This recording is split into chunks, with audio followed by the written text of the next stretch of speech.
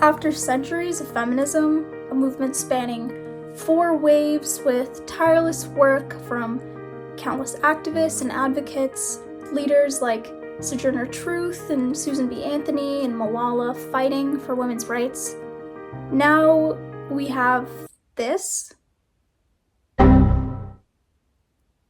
Is this modern feminism?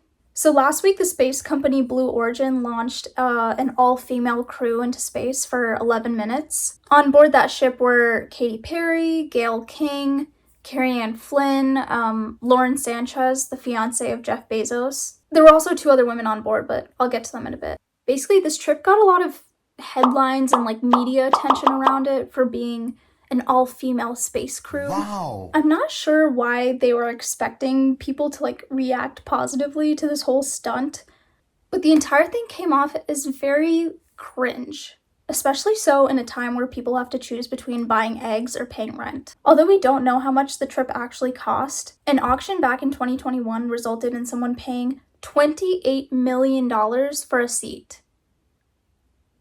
$28 million. Meanwhile, some Americans can't afford insulin. If that isn't the definition of tone deaf, I don't know what is. And also, Katy Perry was just doing the most. It was so hard to watch. She started singing What a Wonderful World by Louis Armstrong.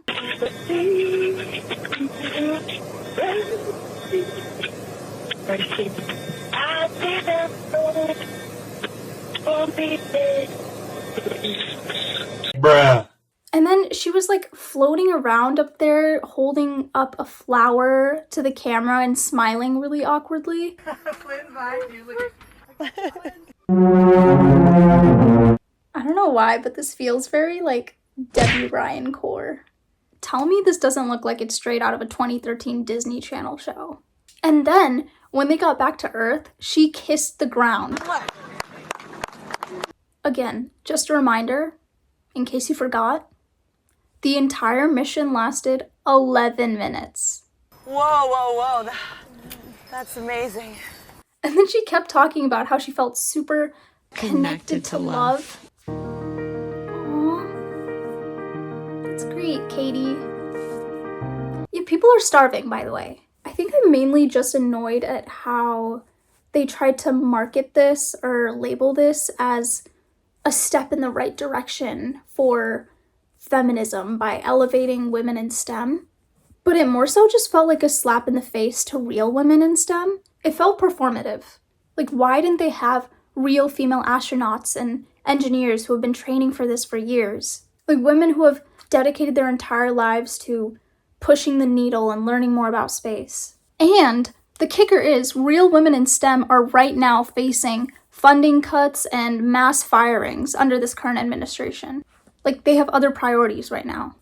I don't think they necessarily see Gayle King going to space as a huge win or anything. Have y'all been to space? Now, I will say if there were 2 women that actually deserved their spots on that crew, it was Amanda Nguyen and Aisha Bowe. For some context, Amanda actually worked at NASA. After being essayed in college, she actually took a break from science to help fight for justice for survivors, and she introduced a bill that was unanimously passed by both Congress and the UN. And now 10 years later, she became the first Vietnamese woman to go to space. Aisha is an aerospace engineer, a rocket scientist, she's a CEO and an entrepreneur. She also worked at NASA. She became the first Bahamian person to go to space. These women are truly, truly inspiring, and I'm not trying to undermine their accomplishments in any way. But another real kicker to the story is that Sunita Williams, who was stuck in space for 9 months, was criticized for her appearance when she finally landed back on Earth. She was stuck in space for nearly a year, and people cared more about her gray hair. Not to mention the environmental impacts of this trip. Already rich women depleting so many resources, emitting so much CO2, and tearing a huge hole in our ozone layer. For what? What was accomplished here? Taking up space? Taking up space!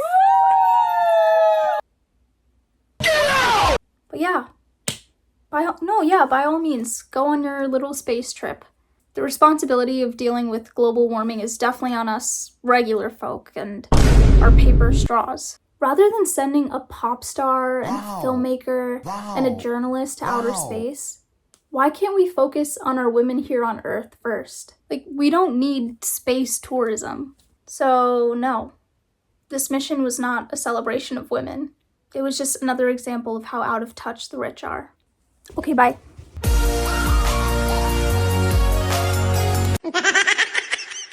I'm gonna cringe so much when editing this.